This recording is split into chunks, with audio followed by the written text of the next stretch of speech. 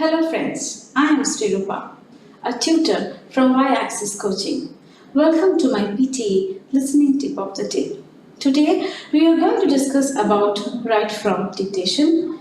This is the final task that we have when it comes to PTE academic. So here it goes. You would be listening to 4 sentences and the expectation of the computer grader is that you will type the words verbatim, as in whatever you're listening to and whatever you type has to be same. So few things we have to take care definitely. First of all, each and every word has to be correctly typed, which means it has to be grammatically correct, as also the spellings need to be correct. So how does the computer grader give you the score?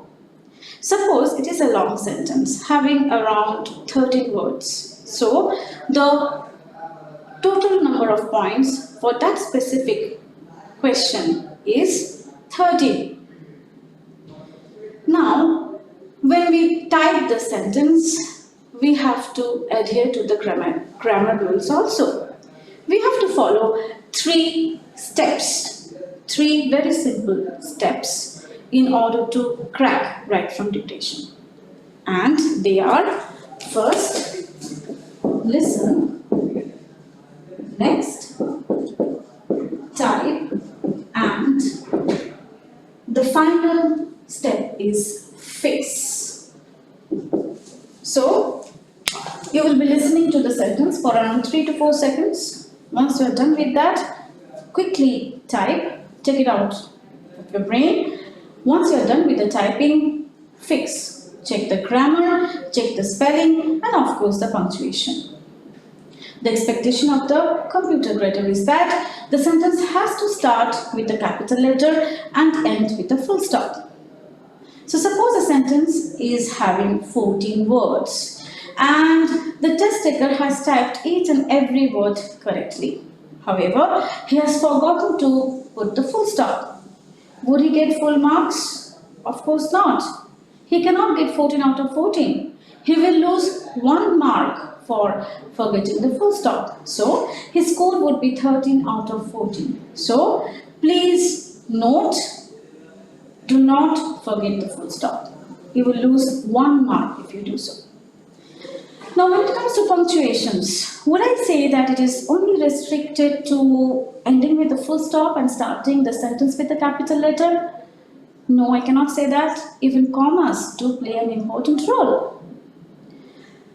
Say, for example, you get to listen to a sentence and that sentence has a list of items. You have to put a comma after each and every item in the list. That is the rule of English grammar. Let me explain this with an example. So, here goes the sentence. Studies show that air pollution can trigger strokes, heart attacks, and respiratory diseases. So this is a sentence that the test taker has listened to and he has typed it verbatim. Have a look. Does the sentence start with a capital letter? Yes. Does the sentence end with a full stop? Yes. So he gets a score. Not only that, while typing, we have to make sure that we do not change the singular noun to plural noun or vice versa. As per the recording, it was strokes, heart attacks. So we cannot afford to miss the S. We will lose score. And it is a list that we can see. The list is comprised of 3 items: strokes, heart attacks, respiratory diseases. So ideally, there should be a comma after each item in the list. Suppose the test taker has typed the sentence verbatim, starts with the capital letter, ends with full stop. However, he has forgotten the commas.